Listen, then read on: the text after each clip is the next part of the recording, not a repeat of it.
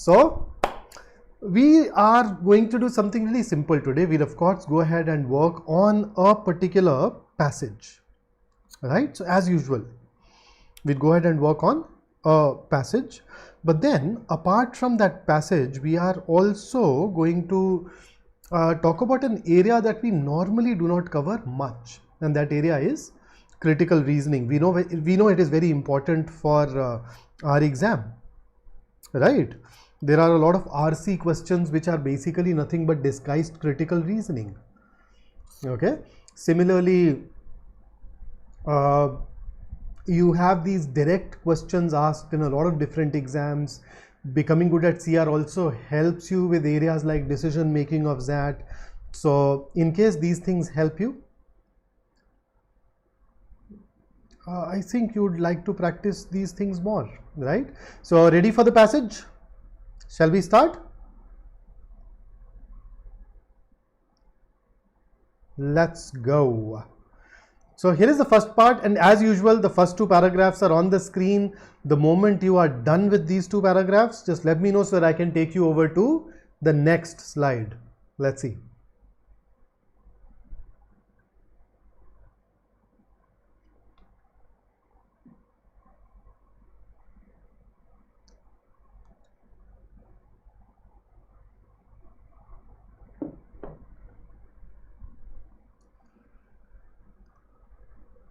Hi Shiv Sankar.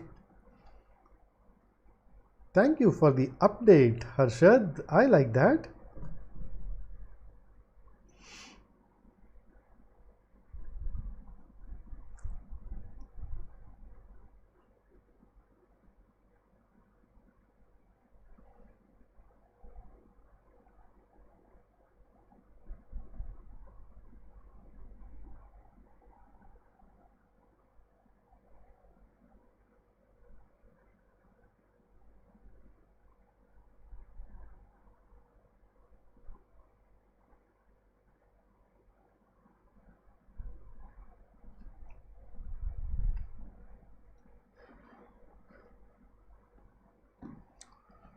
Done.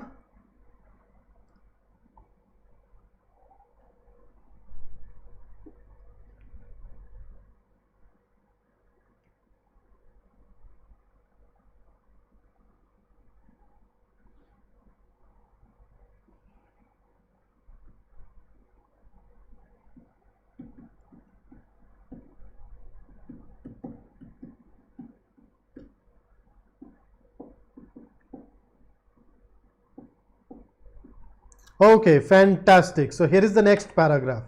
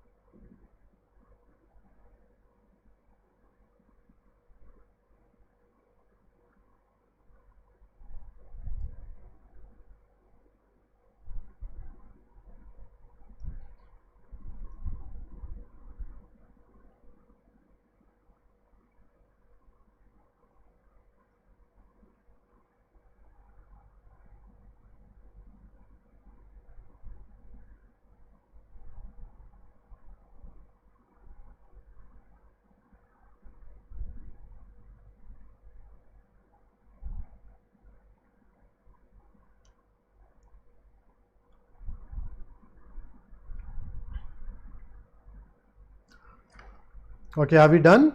Fantastic. Here is the next one. A pretty brief paragraph.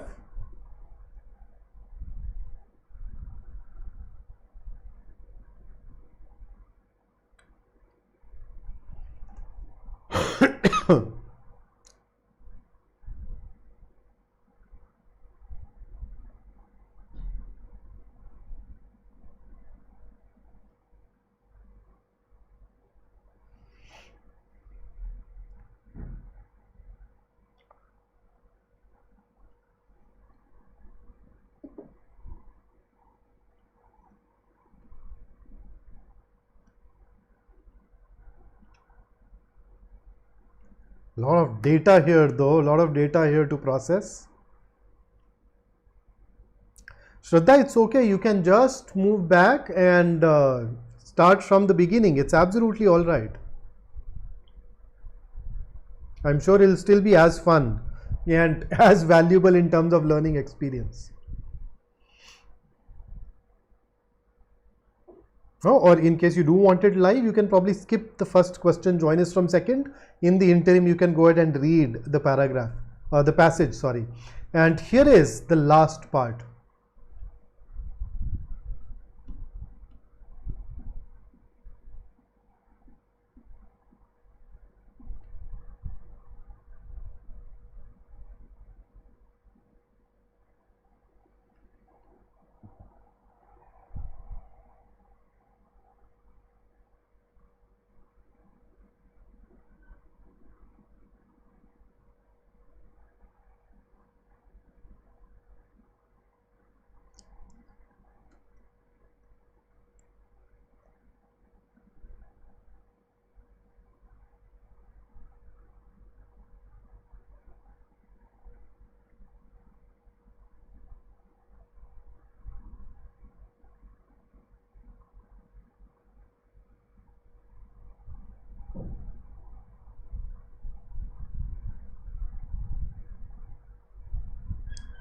So, read it?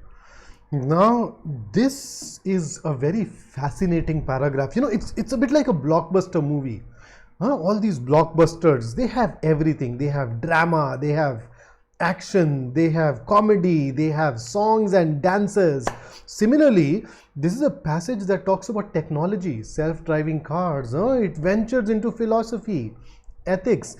There is this hint of sociology. You also have pets involved. Dogs, cats, everything. So pretty fabulous. Okay, Harshad has a question which I think is one of those frequently asked questions. His concern is, if we are not able to understand the question itself, then how to proceed? So the answer to that is skip that question. But the truth is, it's actually going to be a lot easier. Now, why am I saying that it is going to be a lot easier? So it's basically a lot easier problem to fix. So why do I believe that it is an easy problem to fix? What's my reason behind it? So the reason is, when it comes to the RC question types, you typically see that we have around what? Why is my marker not working? Just give me a sec. Or maybe you can just work with me. I think my pen tab is not in the mood to support me at the moment. But then, you know, there are 21 question types in RC. So at the end of the day, how long can it take us to understand each one of those 21 question types? Not much, right? So if you just spend a few hours in a classroom with a faculty member, you'd get to know each one of those types. Now the examiner can twist those types. The examiner can go ahead and ask these things in a different manner. So that's true. But beyond that, I think we should be good, right? So let's go ahead and start working on the question. So here is the first question based on this particular passage. Give me 3 answers and I'll start discussing it. And Harshad, in case it happens with any of the questions today, please flag it and I will help you thoroughly.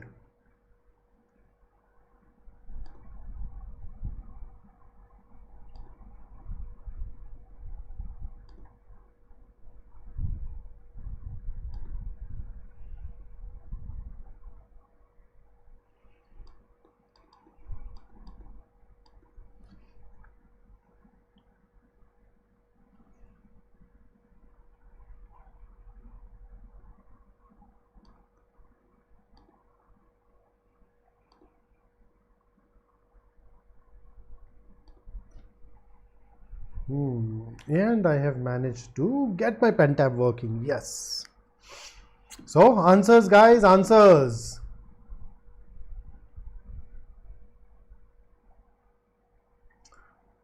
Okay, Vedant has shared the answer.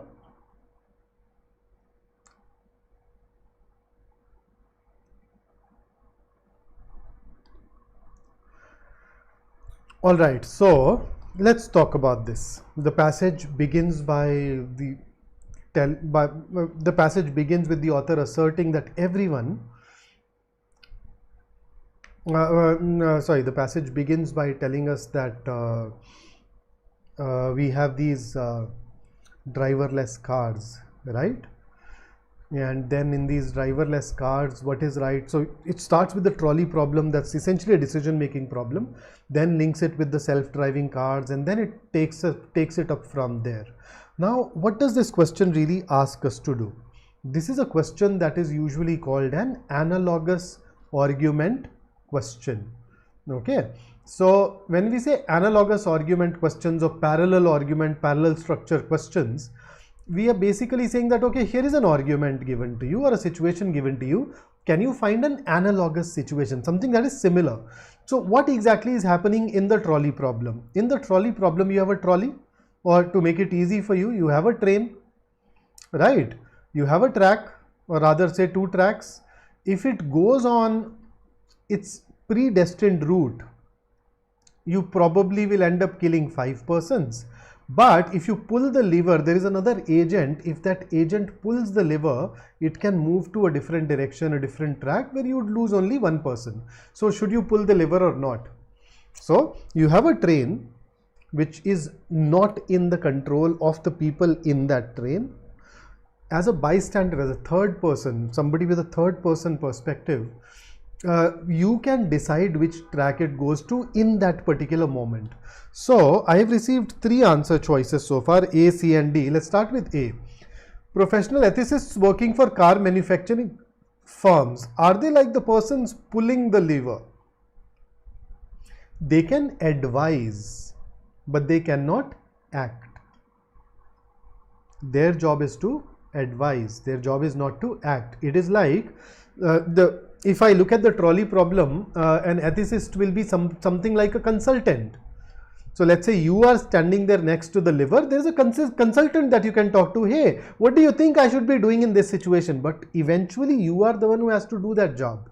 So A is not exactly analogous. B, CEOs of nobody has chosen B, so let's just rule it out anyway. C, driverless car owners who use their cars to travel abroad. First up, why abroad? What is the implication here? Number 1, these are owners, and when you say who use their cars, you're using present indefinite tense, which basically tells you it's a regular or habitual action. So there is an owner, he uses a particular car to travel abroad, but on that particular day when the decision is to be taken, is the owner also driving the car? And even if he is, he will have a third person perspective or the first person perspective of the entire situation. So you realize that is where C deviates from it. But D, software programmers who design software for driverless cars. Well, at the end of the day, when a car finds itself in a similar situation, it will have to take a call, but the car cannot take a call. That call has to be programmed in it by the software developers or programmers. So they are definitely akin to people who are finally taking that decision for such situations. And therefore, D is going to be the correct analogy. There are parallels. Third person perspective, the person who is actually taking the final decision, final call.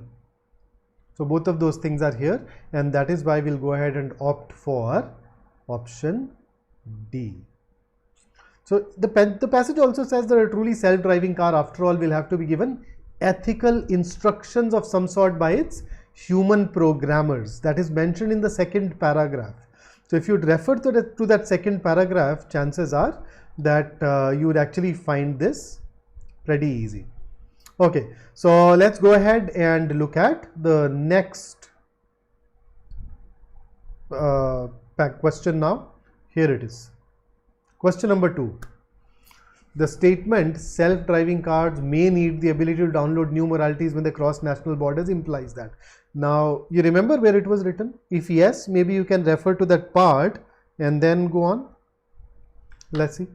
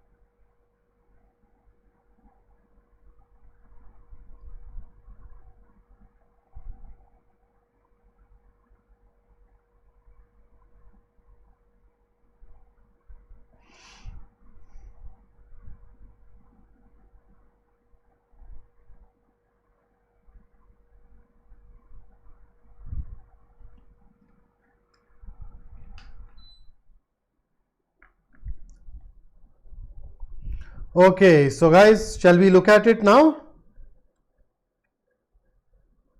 Vedant, left side or right side driving? Why would that be needed? Let's check. Okay, so look at the immediate context. The author talked about that website where moral decisions were being captured. The passage shared the findings. The passage also talked about regional differences. It ended by saying that, okay, if you bought a car in one part of the world, when it moves to some other part, remember the entire world was divided into three parts: Western, Eastern, Southern. Then you need to change the moralities because that particular society may happen to have different preferences. So there are places where women are preferred, there are places where you don't have a strong preference, there are places where there is a distinct preference for children over elderly, there are places where the preference is weak. So you need to adjust those decisions according to the society. That is the context in which we are talking about it. So let's look at A. Car manufacturing firms face difficult choices in developing car navigation software which will be acceptable to regulators in different countries. No, there is no question of that changed preference in every society. That's what we are really looking for. B.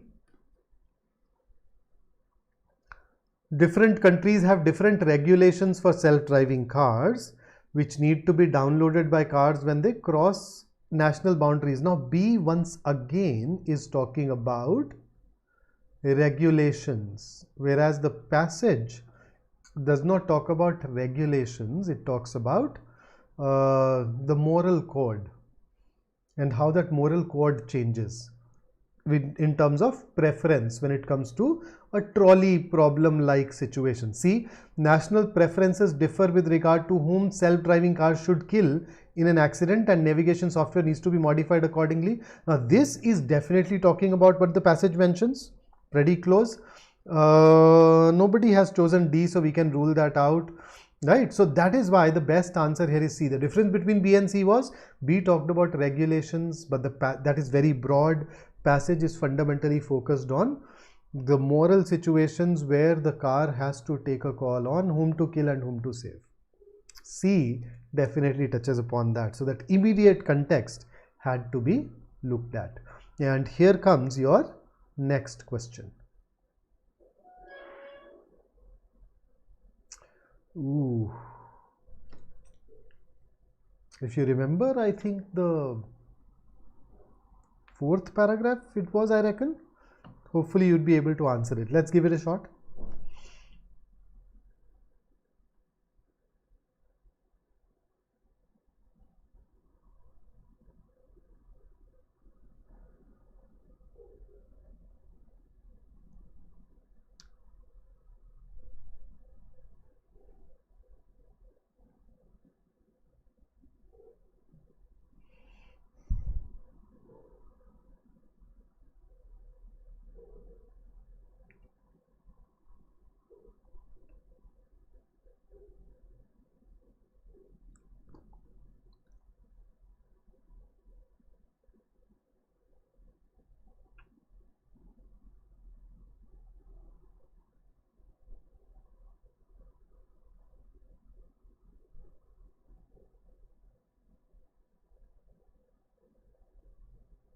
So answers guys, answers.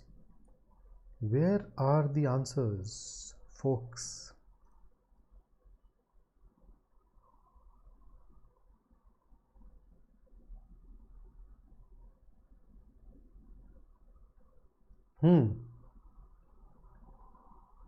Okay, so now that I have gotten a couple of answers, let's dive into it.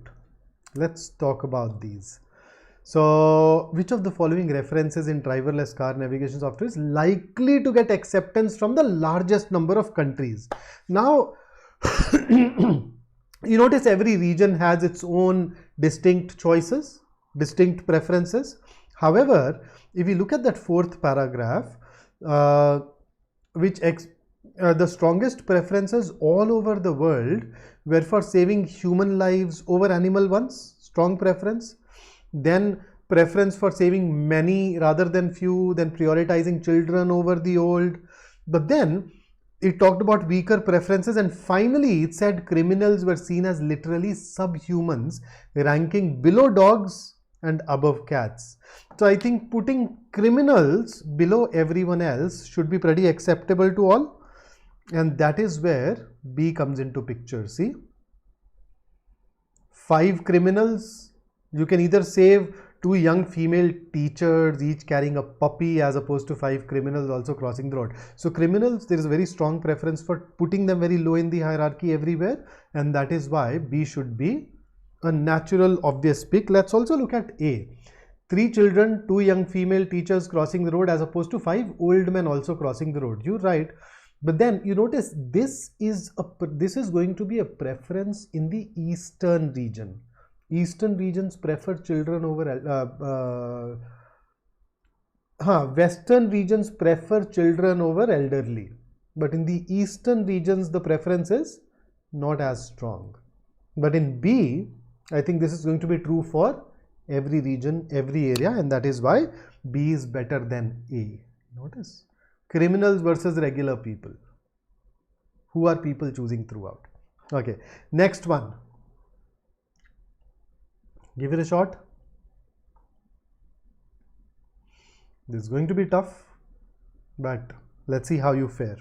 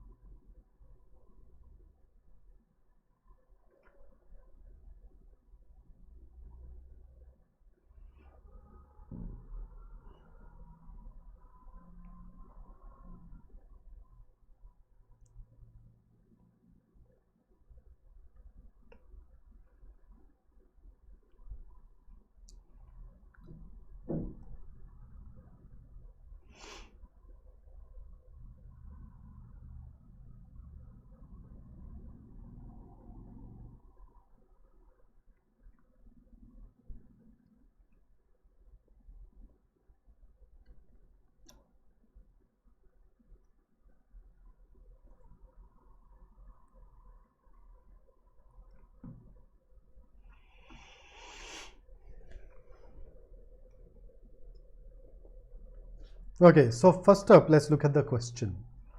Regulatory approval of which of the following preferences of car navigation software is likely to face most uncertainty in a southern country with high levels of gender inequality? So let me take you to a part of the passage to see a couple of things. Strongest preference, weaker preferences, and then it in the subsequent paragraph, I think I can actually take you back where they talked about the Western world where there is gender equality, preference for women is higher, which implies that wherever there is gender inequality, as in this particular question, the preference for women may not be as high as it is in those countries, right? Moreover, we know that in Western region you have a preference for children over elderly. In the other areas, well, not so much. So when you look at A, save older women as opposed to older men, wherever there is inequality, you would actually you may struggle, but then there is a weak preference for women versus men. But if you look at B, save older women as opposed to young male animals, will that help? No, not much of an uncertainty there. Animals versus animals, nothing given. Older women as opposed to young female, once again animals. So I think yes, the best answer choice for us is going to be option A. The options actually made our job easy. And here is the last question based on the passage. Go ahead. It's kind of a main idea slash partly inference based question, but let's see how you deal with it. A great performance, guys. All of us managed to get that right. Fabulous.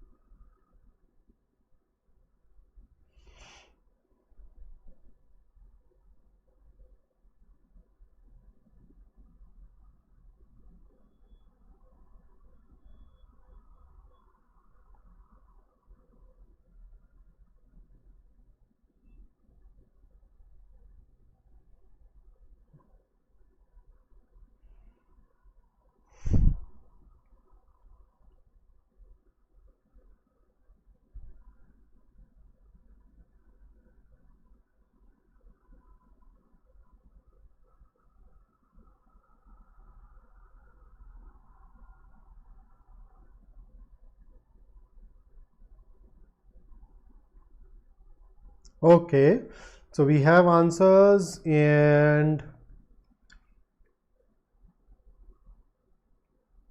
I think all of us have once again managed to get this right. So D it is. Absolutely correct, guys. So solid. Okay, with that done, let us dive into critical reasoning directly. So in both of these questions, question number 6, question number 7, you will have a paragraph followed by just one question, as is the norm in CR. So typically in a CR question, your paragraph is followed by a question stem. It is the question stem that tells us what we are supposed to do, and then you have your options. Okay, but it is difficult to fit the entire question onto a single slide.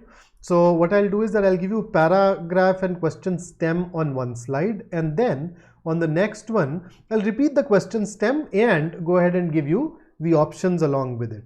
So why don't you read the paragraph and the question stem once, please?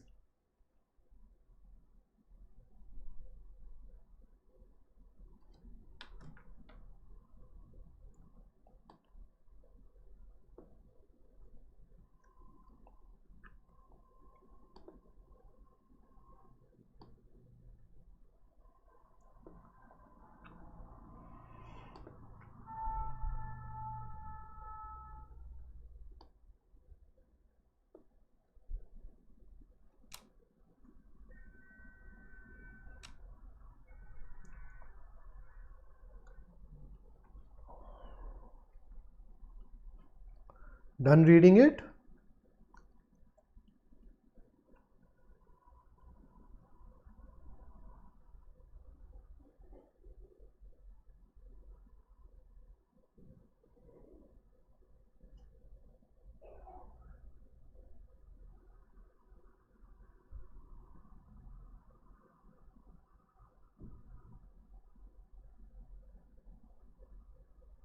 Okay, so here is the question.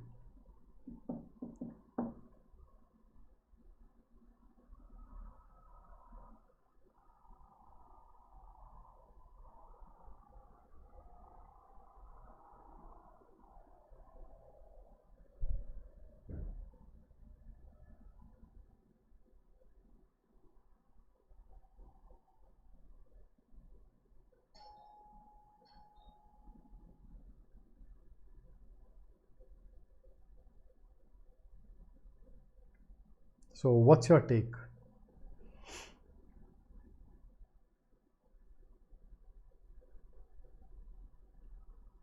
You can use the seeker to go back to the last one. Oh, Vedant, that's fantastic and quick. Good to see you responding this fast. Okay, so let's look at A. The writer, so in every inference based question here, you simply need to go ahead and figure out whether the option is, a given option is true, false or can't say. So A says the writer prefers the second type of traveler. Now, is there anything in this paragraph that shows, okay, so you have two types of travelers. That's one. And then this is another. Is there anything that tells you that the author prefers the second one over first or the first one over second? Any part here that shows that he prefers the second over first or vice versa? I don't see any such word, any such line. And therefore, my label for A should be can't say.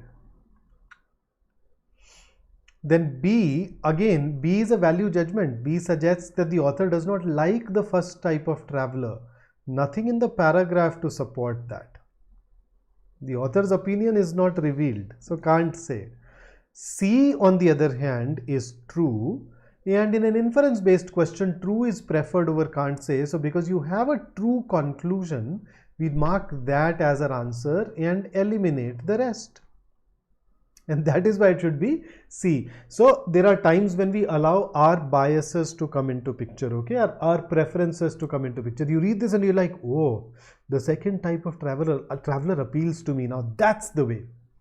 But the truth is, the author hasn't said that. He's just describing what these two types of travelers do. So on the basis of that, we can say that, yeah, second traveler follows a plan. Whether that's better than the first one, we wouldn't know. Okay, and here comes the next question, another inference based question. Go ahead, read the paragraph, and once you're done with it, let me know.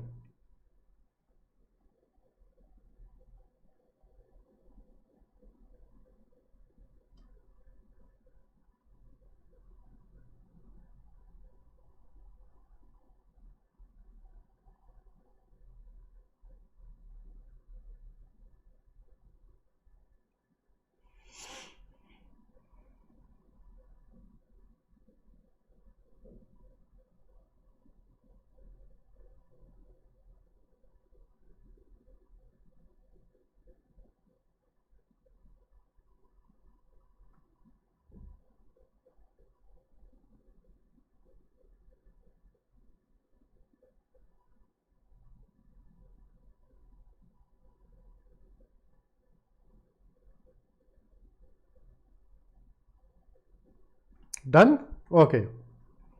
So I have a secondary question as well. You notice this question happens to have 5 answer choices.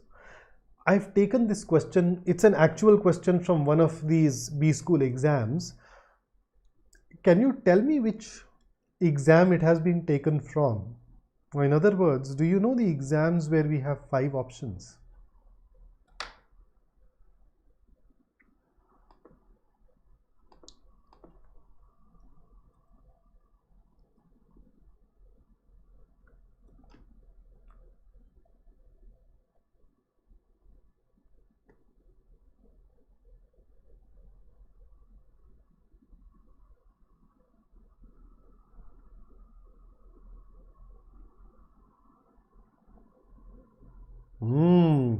So that has 5 options. Maharashtra CET also happens to have 5 options, right?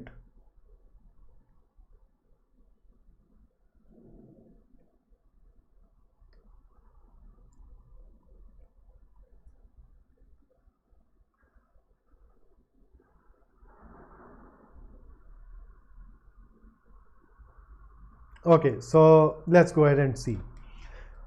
Goats, when they look at a smiling person, the goats are happy. We don't know. When they look at a frowning person, goats are afraid of him. See, the paragraph basically says goats are slowly becoming the new dog. They're truly qualified to be man's best friend. Heartwarming research, just like humans, goats have no desire to interact with people who come off as angry or upset. And that they are much more attracted to those with big smiles plastered across their face. So, in this context, when we look at option A, when they look at a smiling person, the goats are happy, probably true. We can't be 100% certain, but because they're attracted, you're attracted towards those that make you feel happy, make you feel good, right? Then, but when they look at a frowning person, goats are afraid of him. Can't say. They could be afraid, they may not be afraid, but probably the feeling is negative, yes, but is that negative feeling necessarily the feeling of being afraid? We don't know. When they look at a straight-faced person, goats remain passive. Again, we don't know. When they look at a frowning person, the goats are sad. Just like B, D is also going to be can't say. The feeling is negative, but it is difficult to posit which exact negative feeling. Is it sadness? Is it fear? Is it anger? Is it depression? I don't know. E, when they look at a smiling person, goats run towards him. How do we know that they run towards that person? Where does it say this in the paragraph? So they can distinguish between people who are happy or angry. They are attracted to those with big smiles plastered across their face. But smiling, is that equal to number one, big smile plastered across the face? Running, the paragraph says attracted. Can we from there come up with running? There are going to be issues, and therefore we'll have to label it as can't say. They may walk for all we know, or they may allow that person to come close for all we know. They may follow that person. We don't know whether they necessarily run or not.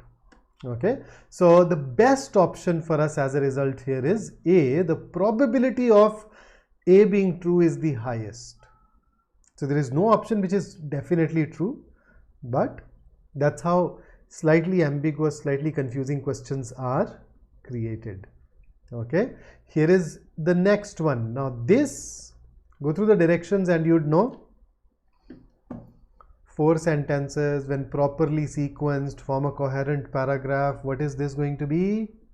Well, this is going to be a para-jumble. Let's go ahead and have a shot at it.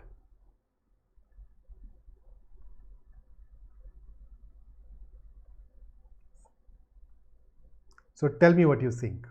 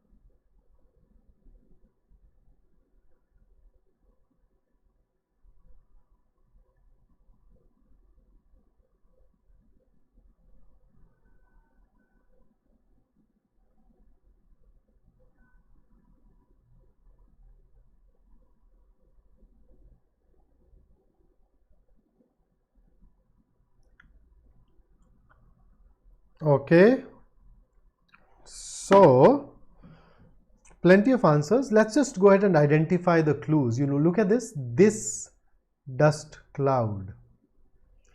And then second says a massive cloud of dust. Now you notice and the. So on the basis of this, I can say the sentence 2 should come before sentence 1. Third says planetary systems around other stars tend to form in a similar way. So prior to this, we would ideally like to have that way. Fourth says the faster rotation flattened the cloud. So 4 should also come after 2, plus look at first. It says this dust cloud rotated slowly at first but sped up as it contracted. So the faster rotation should come after it. So definitely 2, 1, 4. And then if you look at 2, 1 and 4, they talk about the way in which the planetary systems are formed. So third can be put afterwards because it uses the expression similar way, and thus our answer here should be 2, 1, 4, 3. Some of us have picked up 2, 4, 1, 3, but then the faster rotation of first, where it talks about starting slow and then speeding up, should come before. So just one tiny problem for some of us. And then similar way, third can only come after fourth. Fourth is where you have a planetary system forming. So 3 cannot be put before 4. So 2, 1, 4, 3. In case we could not reach this particular option, it means that there were some clues that we may have missed out on. Just learn to spot those clues, focus on those clues, and we are going to be good to go.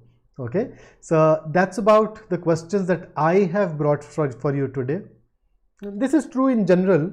Every exit is an entry someplace else, but I can actually use it literally, because at 1 p.m.